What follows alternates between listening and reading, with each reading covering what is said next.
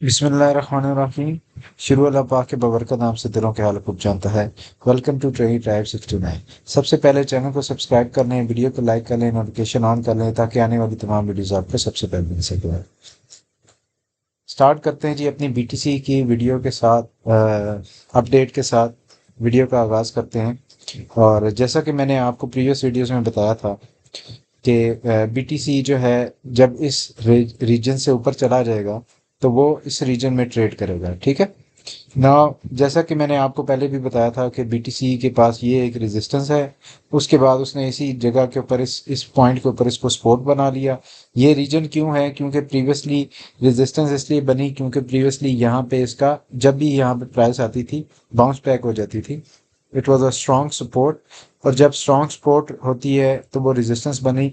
Resistance के बाद उसने बहुत टाइम लगाया यहाँ पे इसी रीजन में ट्रेड करते हुए। ठीक है, लेकिन आफ्टरवर्ड्स बीटीसी ने एक जंप लिया और एक सर्ज लिया। विद इन 1 डे उसने जो है 6 से 7% का पंप लिया और इसने तमाम रेजिस्टेंसेस को ब्रेक किया। 97,000 पे जो हमारी लिक्विडिटी थी, अगर मैं उसको दिखाऊं आपको, ये हमारी लिक्विडिटी पैच था, इसको भी उसने ग्रैब किया।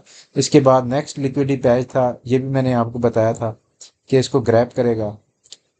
इस दोनों पॉइंट्स को ग्रैब करने के बाद राइट नाउ बहुत सारी लिक्विडिटी पैचेस इसने ग्रैब कर लिए हैं। ठीक है, स्टार्टेड फ्रॉम दिस पॉइंट, पहला पैच, सेकंड एंड थर्ड। ठीक है, ये एक कंजेक्टिव आप देख सकते हैं वेव बन रही है। जब इस लिक्विडिटी को ग्रैब किया ऊपर निकल गया, फिर लिक्विडिटी ग्रैब की ऊपर चला गया। अब right now the point is के ये बताने का मकसद इसलिए है कि यहाँ पे फिर एक लिक्विडिटी पैच बन रहा है। ठीक है, अगर मैं आपको 1 वीक के टाइम फ्रेम के ऊपर इसको दिखाऊं तो आप देख सकते हैं दोबारा से एक लिक्विडिटी पैच बन रहा है जो कि 106 या 105 के करीब बन रहा है। ठीक है, 105.9 का आप कह सकते हैं इसे।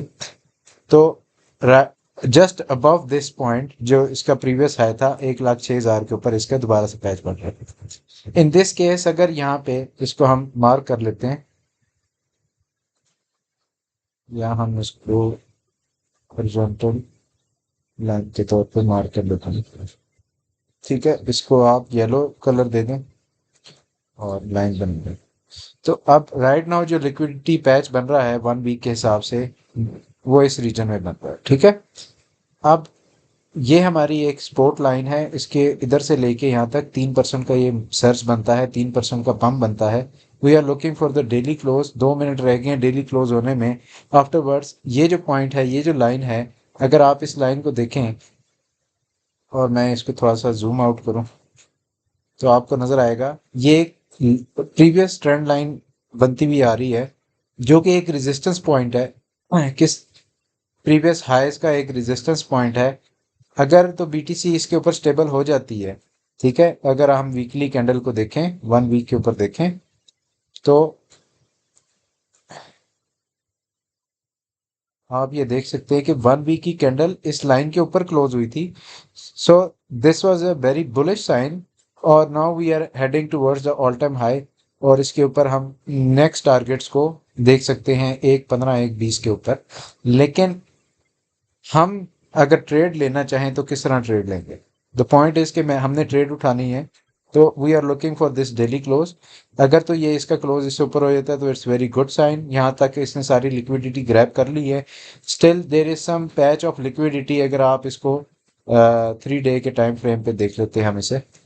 ठीक है, तो ऑलमोस्ट तकरीबन सारी लिक्विडिटी इसने ग्रैब कर लिया। ठीक है, तो this is a very good sign ना। और आरएसआई की अगर हम बात करें तो वो भी थोड़ी सी अब न्यूट्रल लेवल्स में आ रही है।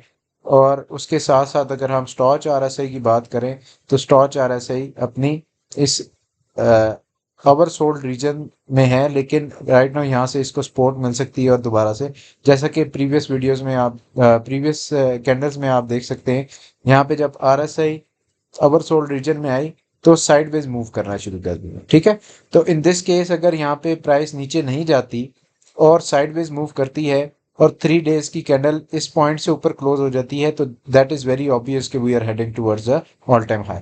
ठीक है, सो दिस ये हमारी लॉजिक है जिसके ऊपर हम काम कर रहे हैं, और यही हमारी लॉजिक है ट्रेडिंग की कि इसके ऊपर हम ट्रेड करेंगे।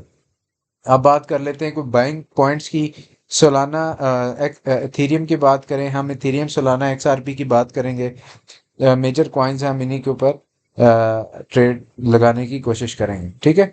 अच्छा, अगर तो थोड़ा सा पुल बैक आता है, ठीक है, जो कि एक्सपेक्टेड पुल बैक है, ठीक है, कंफर्म नहीं है लेकिन दिस इज़ वेरी एक्सपेक्टेड। अगर तो दोबारा से पुल बैक आता है और इस रीजन में प्राइस आती है, ये क्यों आ सकती है, उसकी वजह यह है कि बहुत सारी, अगर आप देखें 1 वीक के ऊपर भी देखें, तो still there is a plenty of liquidity down there, जो कि लेट लॉन्ग जिन्होंने ओपन की है, लेकिन उनकी लिक्विडिटीज़ यहाँ पे मौजूद हैं।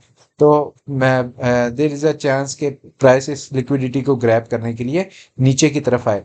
तो इन दैट सिनेरियो हमारे पास इथेरियम का जो बाइंग पॉइंट है वो मैं आपको बता देता हूँ, ठीक है। इथेरियम की जो बाइंग अपॉर्चुनिटी है वो आपकी 2200 से स्टार्ट होती है, 2300 2350 के ऊपर स्ट्रॉन्ग सपोर्ट मौजूद है। अगर तो इस सपोर्ट को ब्रेक करता है तो देन अगेन हमारे पास दो बड़ी अच्छी ऑप्शंस होंगी बाइंग की, 2200 पे और देन अगेन 2100 पे, ठीक है। तो आप तीन बैचेस में बाय कर सकते हैं, 2300 के ऊपर, 2350 के ऊपर, उसके बाद 2200 के ऊपर और फिर 2100 के ऊपर। यहाँ से ऑब्वियस है एक दोबारा से एक पंप देखने को मिलेगा। अगर तो ये नहीं सिनेरियो प्ले नहीं होता और प्राइस ऊपर ही जाती है, तो वी विल वेट अगेन इस पॉइंट के ऊपर 2250 के ऊपर दोबारा से प्राइस जब आएगी तो हम यहाँ से बाय करने की कोशिश करेंगे। अब सुई की बात करें तो सुई अपना बहुत अच्छा परफॉर्मेंस दे रही है, और सुई जो है, अगर हम इस हाई से बात करें तो इधर तक ऑलमोस्ट 5 से 6% नीचे जा चुकी है, नीचे की लिक्विडिटी भी ग्रैब कर चुकी है। आज का दिन बड़ा इंपॉर्टेंट है, ट्यूसडे का डे है और आज बड़ा इंपॉर्टेंट डे है सुई के लिहाज से, बिकॉज अगर तो इसने एक लोअर लो दोबारा से बना लिया तो इन दैट केस हम दोबारा से 3.4 और 3.5 के दरमियान आ जाएंगे। लेकिन अगर इसने लो ना बनाया और हाई हाई बना दिया, और दिस इज़ द पॉइंट जहाँ पे इसको क्लोज करना चाहिए 4.1 से ऊपर और 4.2 से ऊपर, ठीक है। इस रीजन में अगर क्लोज करती है तो देन सुई जो है वो 4.8 के टारगेट्स को अचीव करने के लिए ऊपर की तरफ जाएगी। एक्सआरपी की बात कर लें तो एक्सआरपी ने आज एक 10% का पंप लिया, बहुत अच्छा पंप था। मैंने आपको लास्ट वीडियो में बताया था कि एक्सआरपी पंप करने जा रहा है, और यहाँ से आप देख सकते हैं इसकी बहुत अच्छी एक बुलिश मोमेंटम क्रिएट हो चुका है। अगर आप हम इसको क्लोज करते हैं और सिर्फ ग्राफ ओपन रखते हैं ताकि आपको ये चीज़ नज़र आए। अच्छा, अब यहाँ से आप देखें तो आपको एक चीज़ नज़र आएगी कि इसने एक हायर हाई बनाया है, ठीक है, यानी कि इस पॉइंट से भी ऊपर चला गया। तो now the next target could be this 2.29 से लेके $3 तक का रीजन जो है वो एक्सआरपी का अच्छा एक बाइंग अपॉर्चुनिटी यहाँ पे एक्सआरपी की बनती है।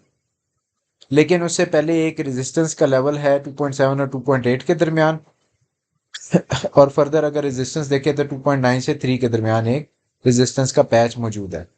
तो अगर तो एक्सआरपी थोड़ा सा रिट्रेस करता है अगेन, दोबारा अगर प्राइस नीचे की तरफ मूव करती है, तो इन दैट सिनेरियो आपके पास 2.44 या 2.5 से लेके राइट नाउ जो प्रीवियस इसका लो है वो दिस वाज 2.3 का लेवल जो है, ठीक है। तो यहाँ तक ये this could be a very good zone जहाँ पे आप बाइंग कर सकते हैं। स्पॉट बाइंग आप अच्छी कर सकते हैं, अगर आप लेवरेज प्ले करना चाहते हैं तो कम लेवरेज रख के आप लॉन्ग करें। अच्छा, इसके बाद अगर हम देख लेते हैं सोलाना को, और सोलाना को जैसा कि आप देख सकते हैं हमारे बहुत ही अच्छी ये सपोर्ट लाइन के ऊपर से इसने बाउंस किया आज। और अगर मैं आपको 4 घंटे के टाइम फ्रेम पे दिखाता हूँ तो आप देखेंगे एग्जैक्टली हमारे इस पॉइंट के ऊपर से बाउंस किया है और इसको इसने सपोर्ट बनाया है।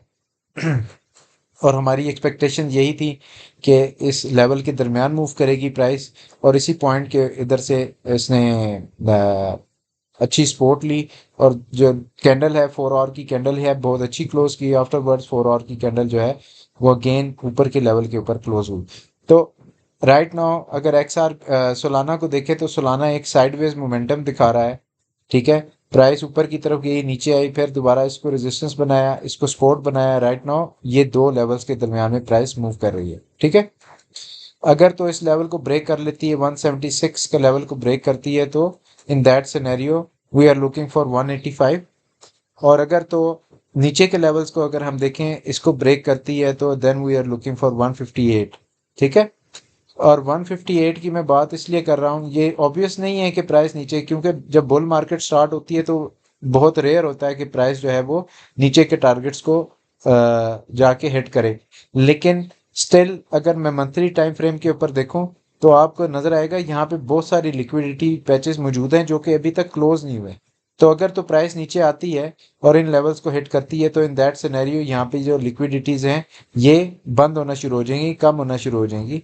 और अगर तो ये कम होती हैं तो ऑब्वियस सी बात है फिर इन दैट सिनेरियो प्राइस जो है वो ऊपर के टारगेट्स को दोबारा से अचीव करने की कोशिश करेगी। This is all for today. I hope आपको वीडियो पसंद आई होगी। अगर हम इसके साथ इन दी एंड हम इसको ईटीएफ की बात कर लें तो अभी तक डाटा नहीं आया।